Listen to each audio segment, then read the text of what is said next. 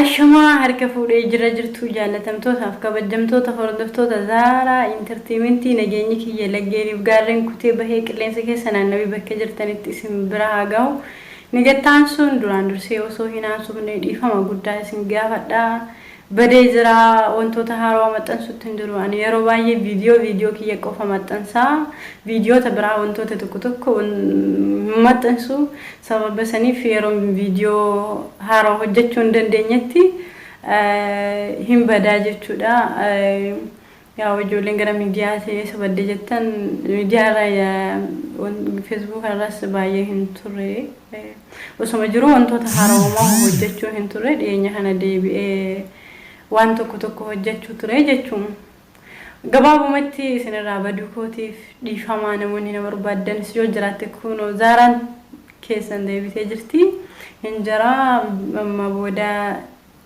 rabbi nagaa nuuf haa kennu viidiyoo haarawaa deebi'ee isiniif hojjedha yeroo ammaa haalli addunyaan itti jirtu dhukkuba kaaroonaa wanta wal qabatee waa baay'eetu jira isinis bakka jirtanitti eeggannoo godhadhaa wantoota dhufu hundumayyuu qophaayaa eegaa waa'ee biraa wanti isinidhaan waa'ee dhukkubicha sana ilaalchisee ijoolleen teenya yoo xiqqoo wayii dhukkubsattan dhukkubatu nu qabe hin jedhina ijoollee hirrifachiisina fakkeenya dhiyeenya kana sagalee takka ka olii gad deemaa turte mucayyoo qorri rukutee jennaan dhukkuba santu na qabe ijoollee haamilee horaa ijoollee baay'eetu rifate. Kanaaf wantu isin dhukkubsuuta jedha cheeggodha addaan baafadha hamilee waliin cabsina osoo hin dhukkubsatin dhukkubsanne hin jedhina wantu yoo isin dhukkube isa ta'u dursa adda baafadha dhukkuba santu na qabe jettee fiiddee jettee ijoollee hirrifachiisini innaa eeggannoo gochuu qabdanii karaa baay'eerraan eeggannoo gochuu qabdanii meeshaa suuqii deemtanii hoggaa bittan meeshaa san akka mana geessitanii ditooliin fayyadamuu qabdanii meeshaa namoonni dhukkubsatan arraba isaaniitiin waa baay'ee akka godhutti jiran bishaan haayilaandii keessatti ijoolleen nuusi wantoota adda addaa hordofuu hin dandeenye anaas irra isinii kaaya. Fakkeenyaaf namoonni bishaan haayilaandii keessatti namoonni dhukkubsatan hancufa isaatu fee bishaan haayilaandii keessa godhee bishaan sanii wantoota baay'ee harkatanii waan qaqqabaa jiruuf yeroo hundumayyuu intini harkatti kaawwamu harkatti kaawwachuudha qabdanii ergasiillee ditoolii harka dibatamu sanis dibachuu qabdanii miti nama mana keessa waliin jiraattan eeggadha nama hoggaa itti haasoftan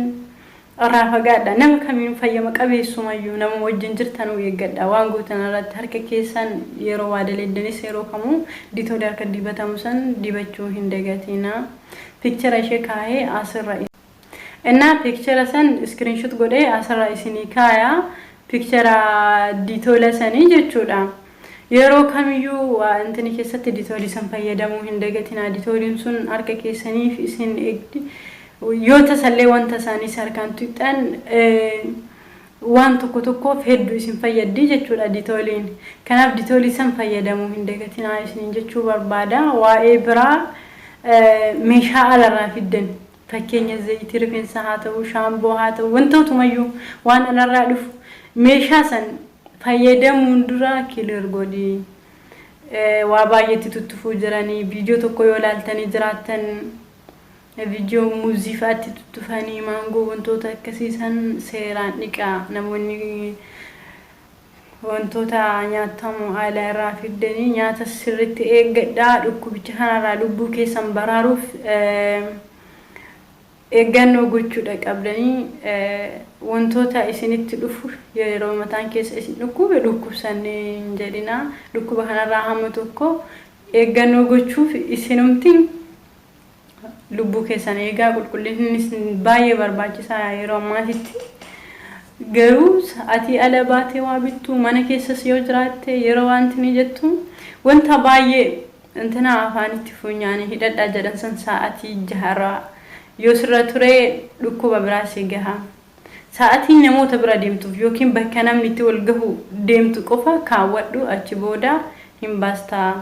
yoo sirra sa'aatii 6 sirra tare miidhaa qabaa doktorootatu dubbachuu jira kanaafuu akka sa'aatii 6 ol isin irra hin tarreessin jechuu barbaada. Video arraa kana mul'adhe jechuuf hojjedhee waa'ee kana immoo waa'ee dhukkubicha kana wal gargaaruu qabna wanta guddaan irra deddeebi'ee isin him faamilii keessan isa Itoophiyaa keessa jiru wanta jiru kana dawwalaa fi hima namni quba hin qabu uummanni Oromoo keenya kan wallaggaanii turkii hin qabanii waan haaraa arguu hin jiranii akkasuma faamilii Itoophiyaa keessa uummanni Itoophiyaa adda siqee hin deemu walitti wanni jedha akkuma isin beektanii yeroo magaalaa keessa waa bitatu karaa baay'een uummanni keenya adda hin siqan maaliif akka walitti siqan isaantu beeka barsiisaa waan jiru himaa fi kana waan isaan gochuu qaban waan isaan ulaagaa waan kana haala eeggataniin isinis baradhaa maatii dawwalaa maatii keessan namni biyya san keessatti manni yaalas cimaan hin jiru rakkootu jira waan ta'eef maatii keessan isinimti mana yaalaa ta'aatii wantoota jiru hundumaa himaa fi isinin jechuu barbaada Zaran sana amma deebitee jirtu viidiyoo haarawwan isinii hojjedhee asirraa isinii kaa'u qophii xumuree jira waan na dhaggeeffattaniif galatoomaa turtiin keessan Zara Entertainment wajjin haa ta'u yeroo